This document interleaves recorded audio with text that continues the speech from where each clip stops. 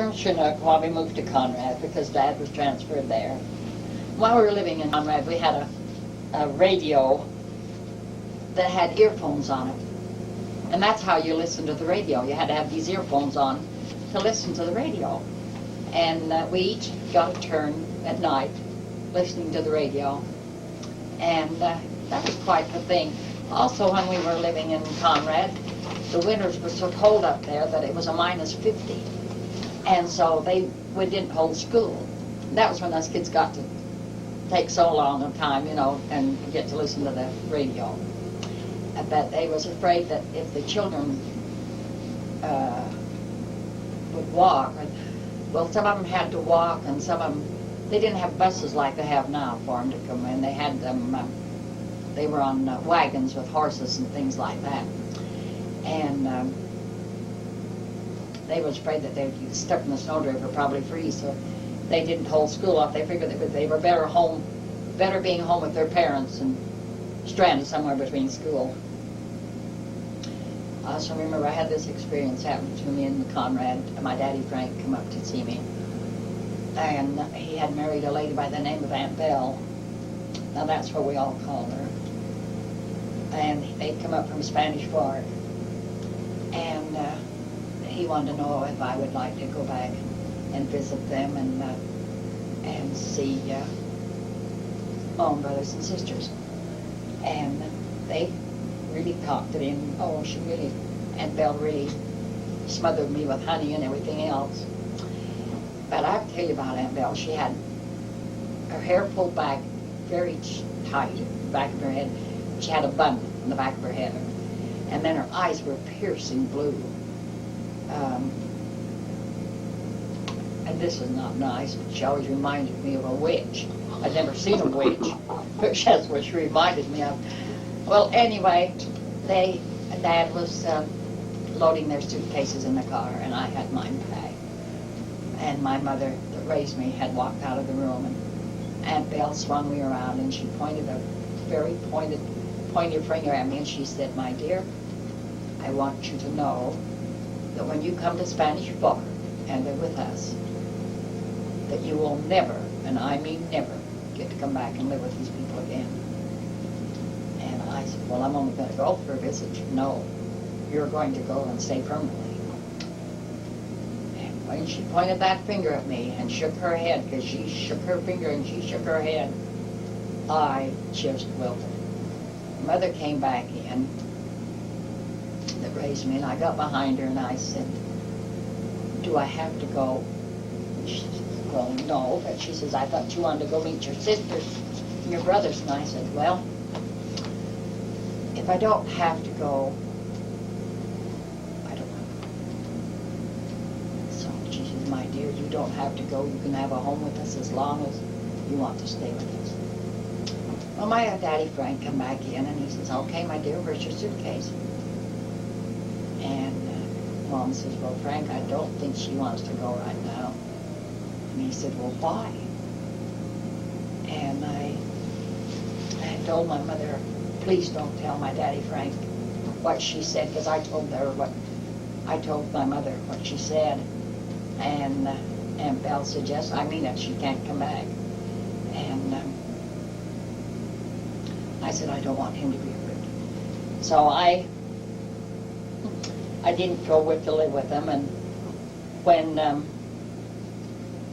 Daddy Frank looked like he was really heartbroken, and because and he couldn't understand why I changed my mind. So I didn't want to go see my own brothers and sisters, but they left, and I didn't want him to know, but I found out years later from Aunt and Annie that Spanish Fork, and Aunt Belle told them that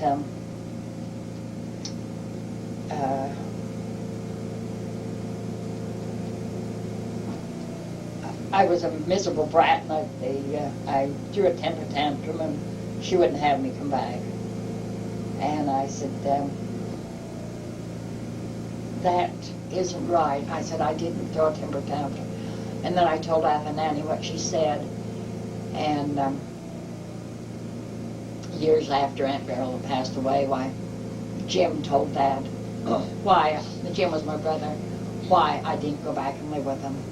And he was hurt then, but he got over it, but I'm so glad that, he didn't know it at the time.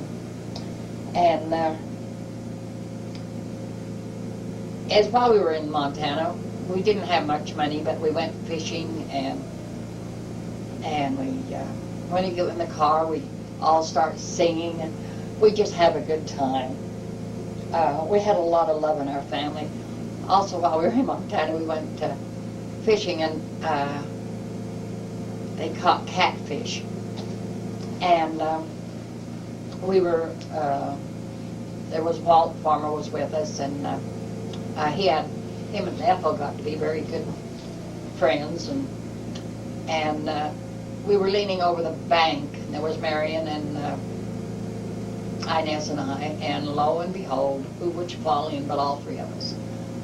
Well, I was closest to the bank, and I crawled out and helped Inez out, but Marion was out farther, and Walt had to dive in and get Marion out. And we were three drowned rats, and we're three scared kids, but we all had a lot of fun.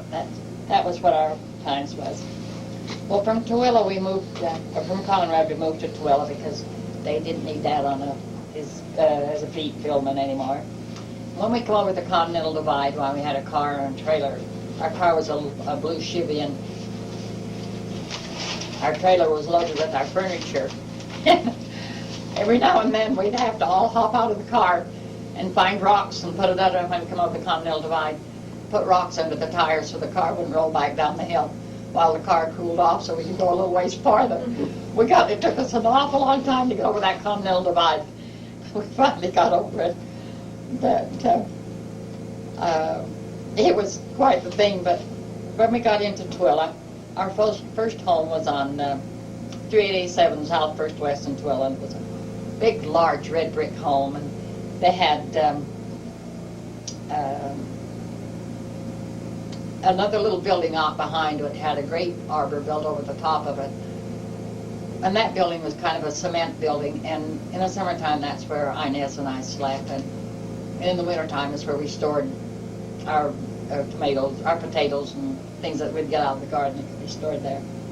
Also on this home there was two great big beautiful trees, and big pine trees, and oh, how much fun us kids had under those pine trees and under those trees in the summertime. We just had a ball there. When I started school in Tooele, I was in the 6th grade, and then I went from there to the Tooele Junior High. I also took junior seminary, and I graduated from the Tooele Junior High. Our grades were 7th, 8th, and 9th. And then I went on into high school. Our seminary teacher was a Mr. Bentley, and he was the most humblest man. And I think back now, I sure was a dope for not listening to him and getting more of what I did, because we had our books. We had to buy our books, and I have the Book of Mormon and the book, church history book, and a New Testament book, Old Testament, New Testament textbooks that we had.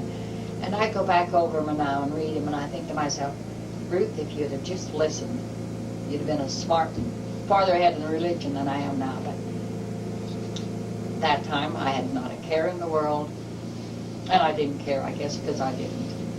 I also graduated from Tooele High School in May of 1937. I had some very, very special friends all the way through school. They're married now. They live in different parts of the states, and two of them has passed away. But we correspond with each other. We did before they passed away, and we do now. And while I was living in Tooele, there was one special guy there that I thought was super duper. His name was Elmer Searles, and he was a year older than I was. But we always planned on getting married. And my folks decided that I was too young to get married, so they decided, they got a hold of my sister Bessie that lived in Utah. Well, before that, I need to go back, because when I was in high school, I'd go up to Idaho, come up to Idaho, to Roberts, Idaho, and stay with my sister Bessie. Her and her husband Lavelle lived over there. Lavelle that lived in Roberts. And I used to just love to swim. Now, if I could swim and dance, I didn't care what happened. I thoroughly enjoyed that. And I'd come up to Bessie's, and we'd go swimming up in the canal. Now, I was used to swimming in a swimming pool. Now, in a canal, it's running water. But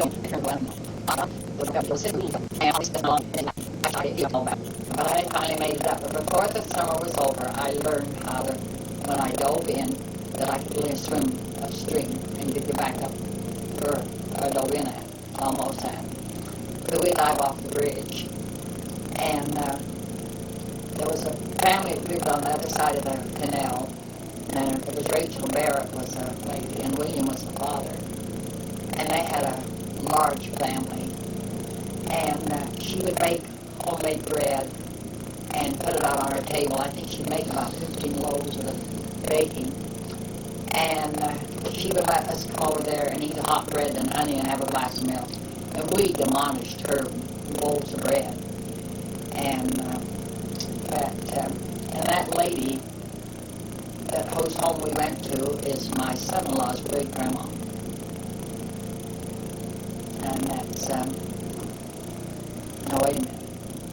It is his grandma. Excuse me, it's his grandma. Mark's father was Ross Barrett. And that was his mother and father, so that's his grandma. And I told Mark, I said, you didn't know her, but I did, and she was a beautiful lady. In thought, spirit, and she was so good to everybody. But we had so much fun there. I went to a lot of